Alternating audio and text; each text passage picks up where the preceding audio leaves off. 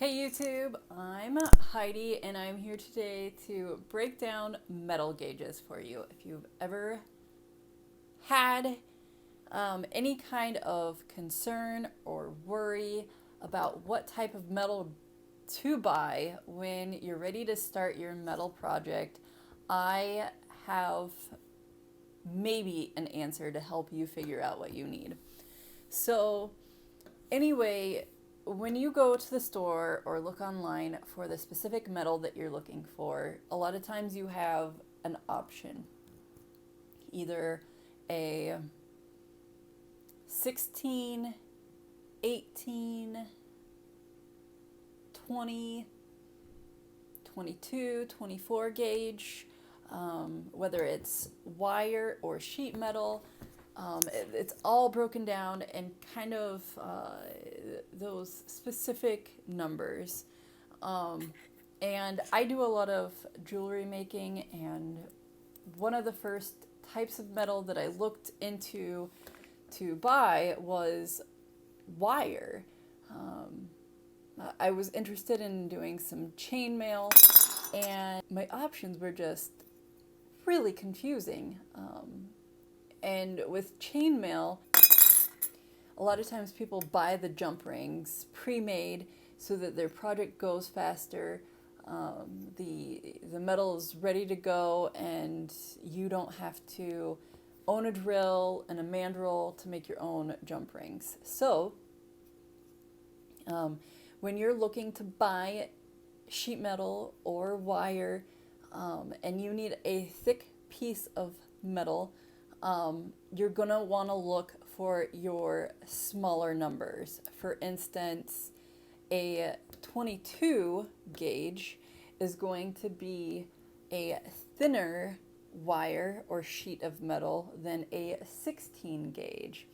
So, for example, when I do my metalworking projects, generally I want, like if I'm gonna make a ring, for instance, this ring is a 14 gauge half round wire. So what that means is the diameter of the wire literally got cut in half.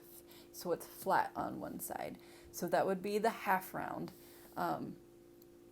The other thing to keep in mind when buying metal is the type of metal. You know, what are you going to use your project for? This is specifically copper. When I first started getting into repoussé, I didn't know what metal I should be using. I'm not sure if there's a right answer either. Copper is a little bit cheaper than silver, and it can kind of tolerate a little bit more abuse, I feel, than silver could. So that's something to keep into consideration. But again, you know, look for a thicker piece of metal. When I made this is a 24 gauge. And repoussé is a process of annealing a project over and over and over again. You work it till it's hard, and then you have to anneal it again, and then you work it some more. So it's a process rather than, you know, like a simple ring like this. More than likely you're only going to anneal it once, twice if there's a flub in the way that it's been made. But look for your thicker gauges of wire when you're working with metal. 24 gauge is probably pretty thin. I have here as an example, this is 16 gauge wire.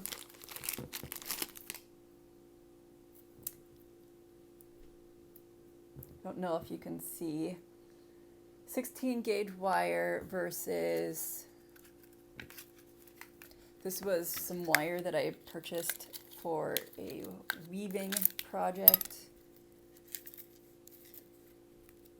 This is 24 gauge wire, the wire on top. So 24 gauge versus 16 gauge wire, you know, very flimsy versus, I mean, you can still bend this, but it's not more, this would be more of a consistency of threading, you know, so. And wire does get worked and hardens. So annealing might be something that you would consider, especially if it's a precious metal like copper, silver. I think you can even do that with bronze. I've never worked with bronze, but keep that in mind. I do work with some sheet metal, like I said. When you're using a process with Repoussé, 24 gauge is probably not thick enough. It worked for me because, I'm not sure why, because you can actually puncture through it with your tools. Now that can be fixed, sort of, depending on how much you puncture through.